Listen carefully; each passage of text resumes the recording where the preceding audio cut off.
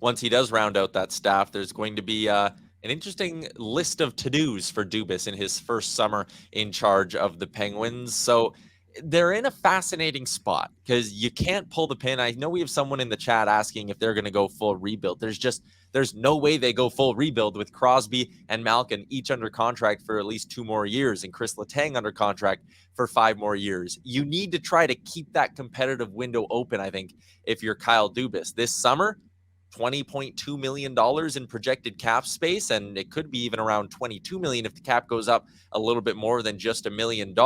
What's kind of number one on the list when it comes to this roster, Mike, for what Dubas needs to figure out? Well, there's really two things for me. I mean, he's got to create some cap flexibility, and he's also got to figure out his goaltending because Tristan Jarry is a pending UFA. They only have Casey DeSmith under control for one more year at 1.8 mil, and I don't think you can roll back Jarry and DeSmith as the duo after having 2 years of injury problems and inconsistent play.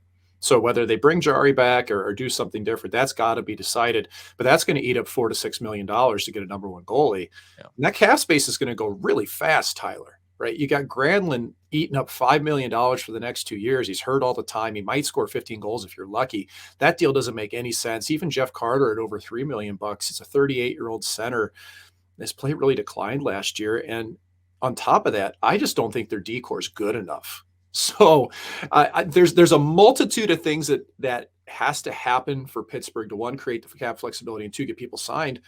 But they're all also missing depth completely. Depth is why that team couldn't play last year. So this is a big challenge for Dubas and whoever comes in there to be able to mine out value contracts to fill those depth roles to support that star cast that has been there so long in Crosby, Matang, and Malkin.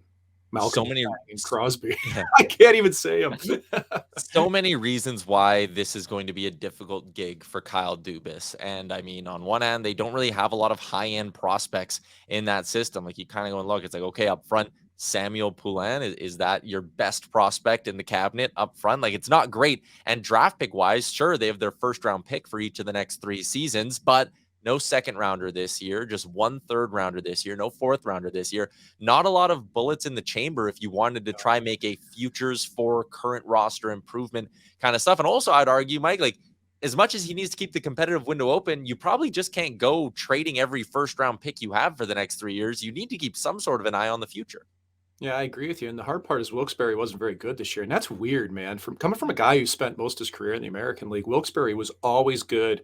The Penguins always attracted free agents, not just from draft, but they did a really good job of signing players out of college, major, junior, Europe on free agent deals. That hasn't happened in the last couple of years. That's important.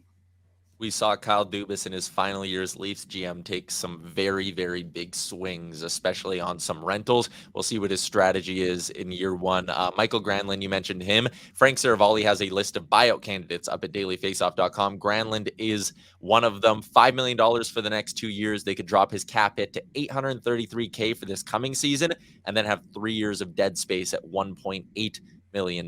So interesting to see if maybe Dubas goes the buyout route as well. Plenty of question marks with that Pittsburgh Penguins roster, and certainly something we'll be keeping an eye on throughout the summer.